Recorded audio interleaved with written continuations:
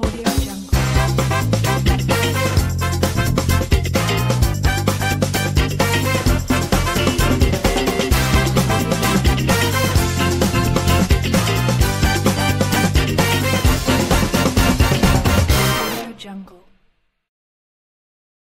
নমস্কার বন্ধুরা, শ্বশুর বৌমার রান্নাঘর অ্যান্ড ব্লগ চ্যানেলে সকলকে স্বাগত।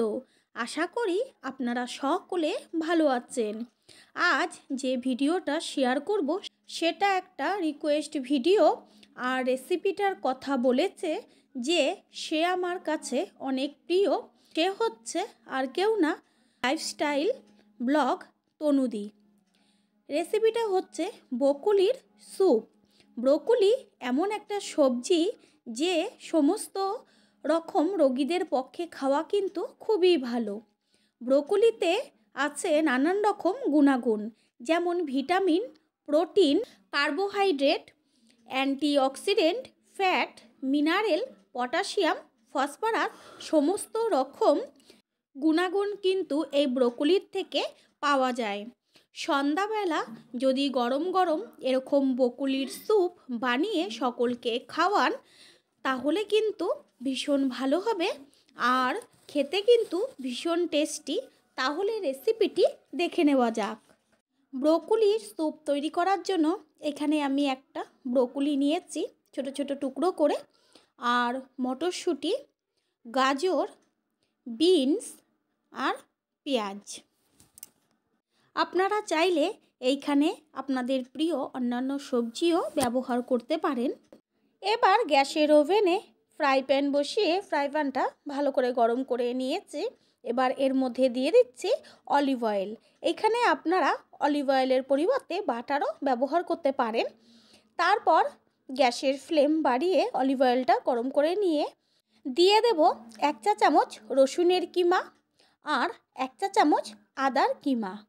দিয়ে গ্যাসের ফ্লেমটা একদম লোতে রাখতে হবে, না হলে কিন্তু আদা ও রসুনের কিমাগুলো পুড়ে যাবে।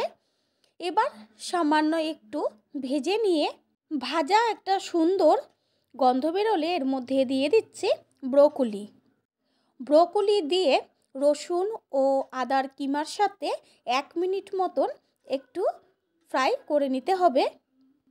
তারপর এর মধ্যে দিয়ে দেব জলের পরিমাণটা কিন্তু অবশ্যই বেশি দিতে হবে। আর জলটা যখন ফুটে আসবে তখন এর মধ্যে দিয়ে দেব মটরশুঁটি, গাজর, বিনস আর পেঁয়াজ দিয়ে ভালো করে মিশিয়ে নেব।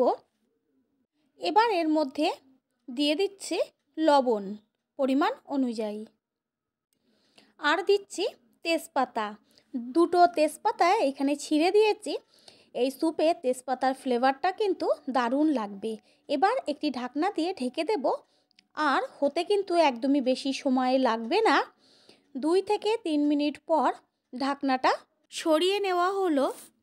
সবজি হাফ সিদ্ধ হওয়ার পরে এর মধ্যে দিয়ে দিচ্ছি ঠান্ডা জলে গুলে নেওয়া চালের গুঁড়ো। এইখানে আমি 3 চা চামচ চালের গুঁড়ো ব্যবহার করেছি। আপনারা চাইলে এইখানে কর্নফ্লাওয়ারও ব্যবহার করতে পারেন। এবার সবজির সাথে ভালো করে মিশিয়ে নেব। আর এর মধ্যে আমি টেস্টের জন্য কিছু ব্যবহার করব, তা হচ্ছে চিলি সস। এইখানে 2 চা চামচ চিলি সস দেওয়া হলো, 2 চা চামচ সোয়া সস। একবার হলেও বন্ধুরা রিকোয়েস্ট করব ঠিক এইভাবে স্যুপটা বানিয়ে খেয়ে দেখবেন কতটা টেস্টি হয়। এইবার সোয়া সস, চিলি সস ভালো করে মিশিয়ে নেব।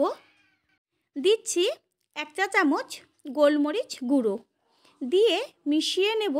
আর একটা কথা খেয়াল রাখবেন, স্যুপের মধ্যে চালের গুঁড়োই দেন বা কর্নফ্লাওয়ারই দেন, পরিমাণ কিন্তু একদমই কম দেবেন। আর দিচ্ছি 1 চা চামচ টমেটো সস দিয়েও ভালো করে স্যুপের সাথে মিশিয়ে নেব।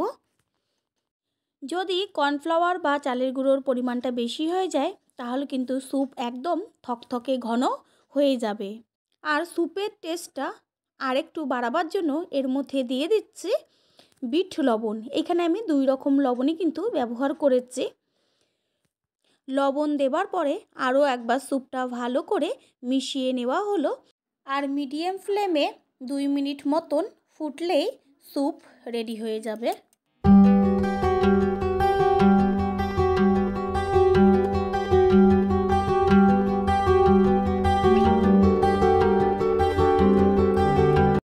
স্যুপ আমাদের রেডি, এবার গ্যাস অফ করে দেব। তৈরি হয়ে গেল আজকের রেসিপি ব্রোকলির স্যুপ। বন্ধুরা, রেসিপিটি কেমন লাগলো লাইক শেয়ার কমেন্ট করে অবশ্যই জানাবেন। আর আপনাদের দেওয়া একটা লাইক কিন্তু আমাদের কাছে অনেক অনেক গুরুত্বপূর্ণ, তাই লাইক দিতে কেউ একদমই ভুলবেন না। আপনাদের কাছ থেকে চাই আমরা অনেক অনেক ভালোবাসা ও সহযোগিতা। All friend, thanks for watching my video. আপনারা সকলে ভালো থাকবেন, সুস্থ থাকবেন। আবারও দেখা হবে অন্য কোনো রেসিপির এপিসোডে।